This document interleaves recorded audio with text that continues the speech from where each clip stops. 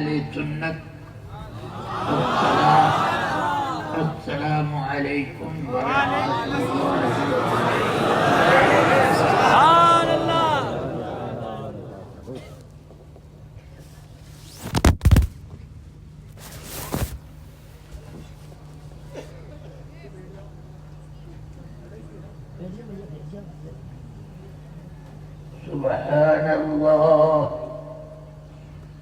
سبحان اللہ والحمد للہ واللہ اکبر ولا حول ولا قوة الا باللہ العلی العظیم.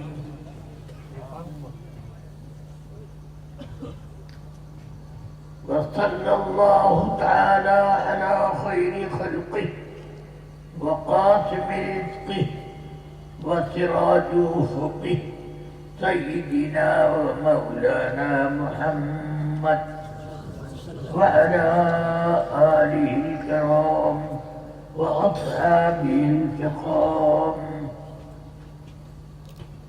أما بعد فأعوذ بالله من الشيطان الرجيم.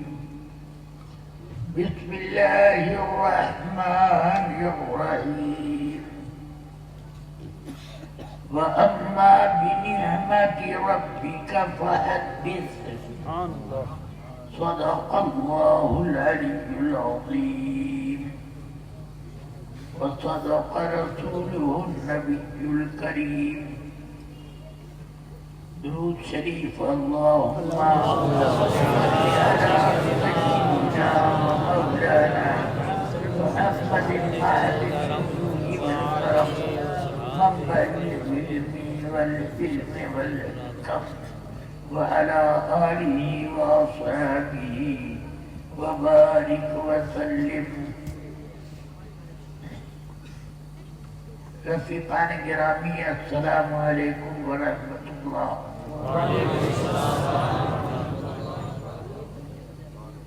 تقریریں جتنی ہونی تھی ہو چکی. جتنی دیر بیٹھنا تھا آپ کو کچھ اس سے زیادہ بیٹھ چکے. اب میں آپ کو زیادہ مکلف اور ذمہ دار بنانا نہیں چاہتا. بس میں یہ چاہتا ہوں کہ بغیر کسی اکتاہٹ کے آپ سب اپنے اپنے گھر روانہ ہوں. سیدنا عبداللہ ابن مسعود رضی اللہ تعالی عنہ جو رسول پاک کے وہ صحابی ہیں کہ جن کے بارے میں آقا کائنات نے فرمایا رضیت لامتی ما رضی بہ ابن ام عبد. میں اپنی امت کے لیے وہ تمام کام پسند کرتا ہوں جو کام عبداللہ ابن مسعود پسند کرتے. عبداللہ ابن مسعود رضی اللہ عنہ حضور کے صلی اللہ علیہ وسلم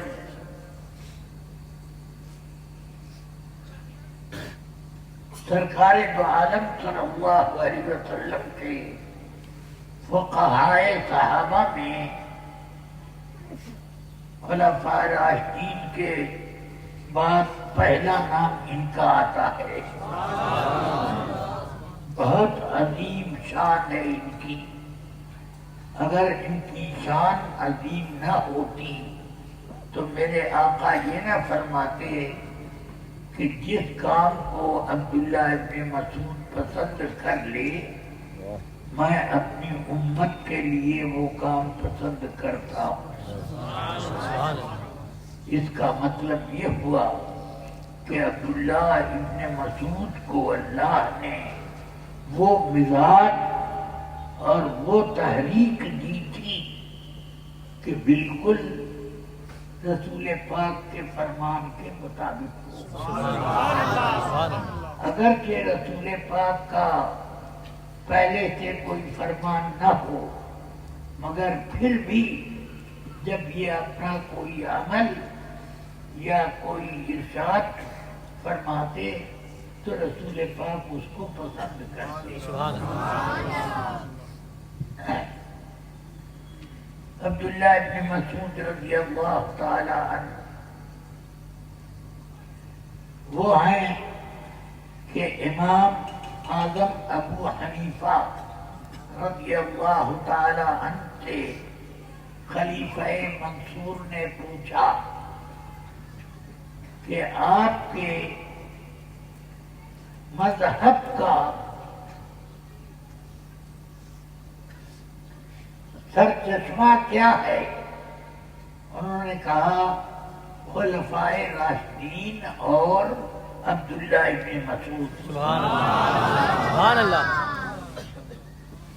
تو منصور نے کہا تم نے بہت مضبوط سہارا دین کے لیے پکڑا ہے۔ سبحان اللہ۔ اس سے آپ اندازہ کریں کہ سیدنا عبداللہ ابن مسعود رضی اللہ تعالی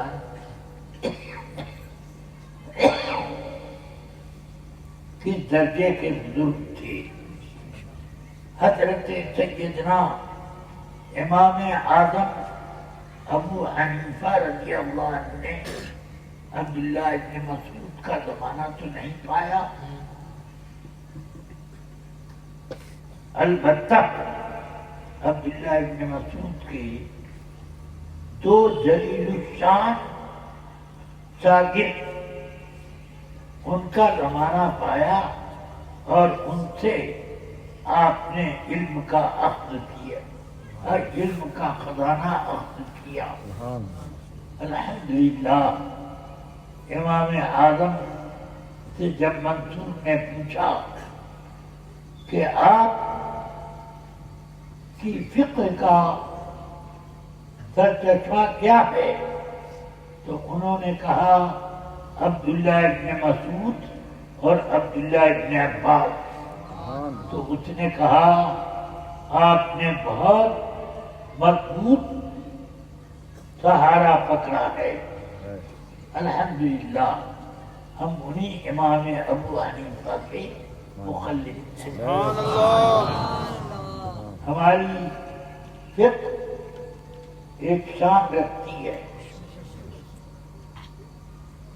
اللہ تعالی نے سیدنا عبداللہ ابن مسعود کے علم کا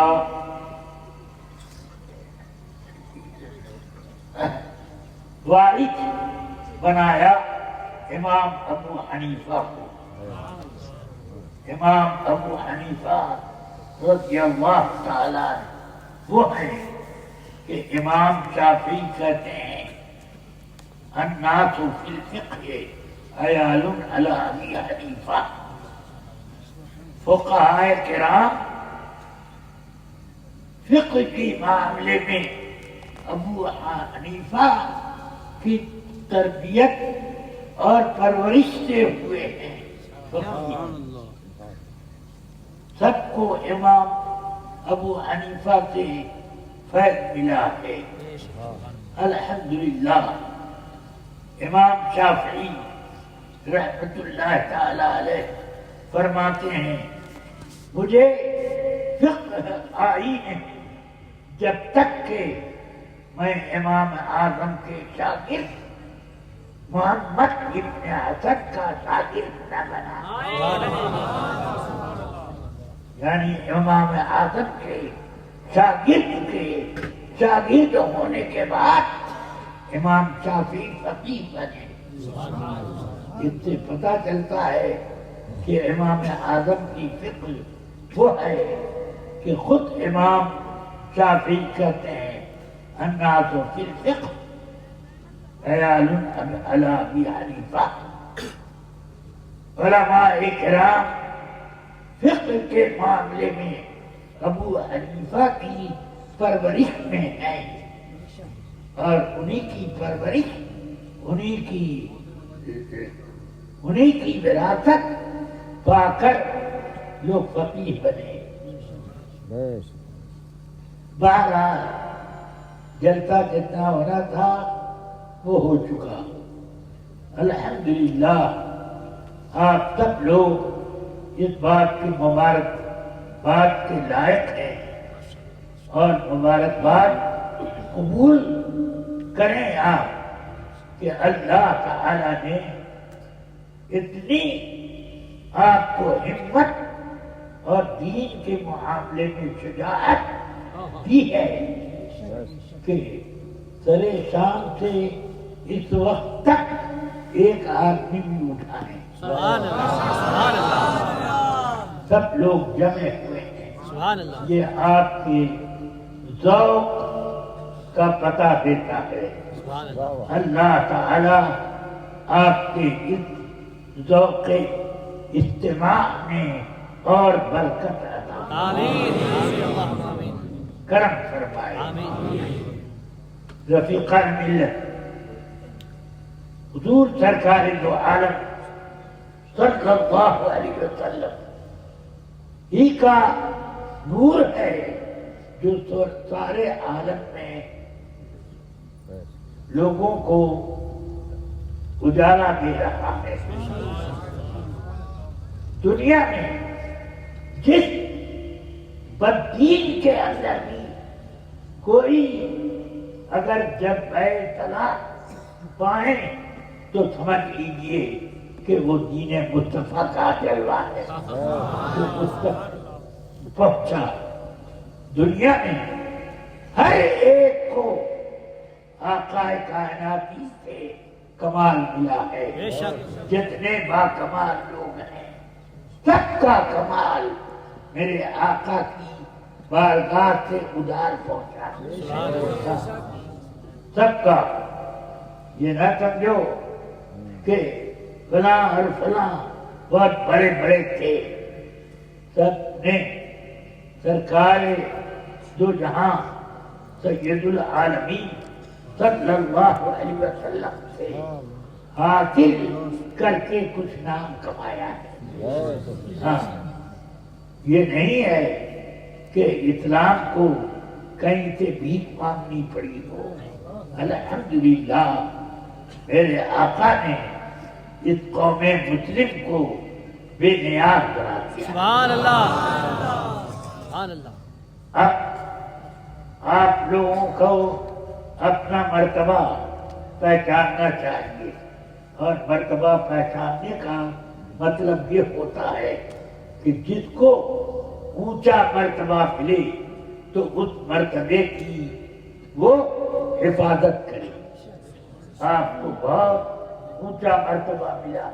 بے شک. کیا آقا کائنات کی محبت, آقا کائنات کی دینی روش, یہ سب کچھ آپ کو سرکار دو جہاں صلی اللہ علیہ وسلم کی بارگاہ سے نصیب ہوا. الحمدللہ. اس لیے اس نعمت کی آپ حفاظت کریں. یہ سمجھیے کائنات میں سب کو جو ایک ذرے سے لے کر آفتاب تک جو کچھ ملا وہ سب اللہ کی عطا ہے, اللہ کی نعمت ہے. اور اللہ تعالی نے اپنے محبوب صلی اللہ علیہ وسلم کے بارے میں فرمایا لقد من اللہ علی المؤمنین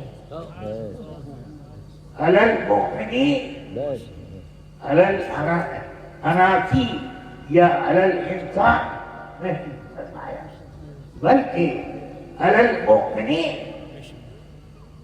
کائنات میں صرف یہ قوم مومن ہے کہ جن پر اللہ نے احسان فرمایا اس بات ان میں اپنے سب سے زیادہ بزرگ تر رسول کو بھیجا. سبحان اللہ. اب ذرا سوچو, آپ امتی ہو, کسی اور نبی کے امتی نہیں ہو. سارے انبیاء کے رسول کے امت. سبحان اللہ. ہاں جس سبحان اللہ. جس رسول کی شان یہ ہے کہ تمام انبیاء اس رسول کے امتی ہیں. قرآن مجید میں بھی اللہ تعالی نے فرمایا کہ میں تم کو دنیا میں بھیجوں اپنے انبیاء سے فرمایا اور آ جائے تمہارے رہتے ہوئے میرے نبی تو لتؤمنن بہ ولتنصرنہ. تم سب کو ان پر ایمان لانا پڑے گا یعنی امتی بننا پڑے گا. سبحان اللہ. ہاں اور لتنصرنہ اور ان کی مدد کرنی پڑے گی.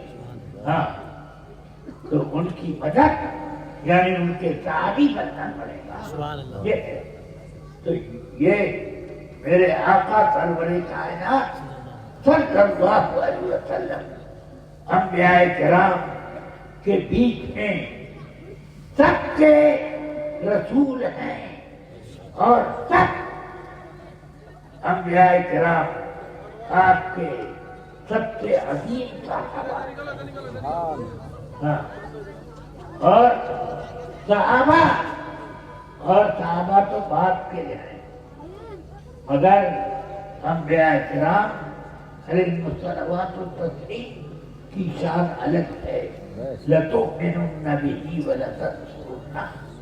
اللہ تبارک و تعالی نے ہم سب کو اپنے سب سے برگزیدہ نبی کا امتی بنایا ہے.